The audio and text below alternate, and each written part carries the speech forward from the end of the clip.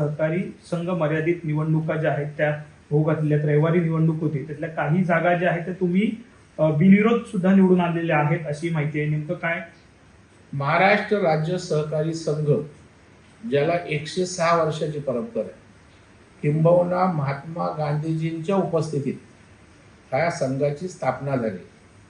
स्वर्गीय वसंतदादा पाटलांपासून मोठे नेते या संघाचे अध्यक्ष राहिलेत, नेतृत्व केले आणि ती निवडणूक यावेळेला होते.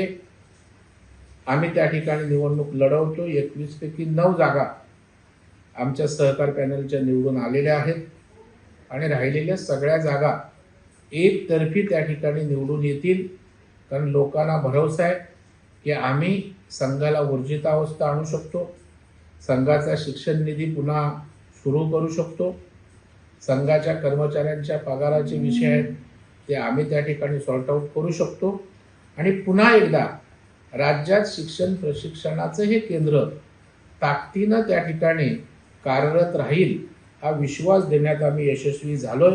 आणि त्याच्यामुळं आमचं सहकार पॅनल महाराष्ट्र राज्य सहकारी संघाच्या निवडणुकीत निर्विवाद त्या ठिकाणी वर्चस्व प्राप्त करेल यावर आम्हाला पूर्ण विश्वास आहे.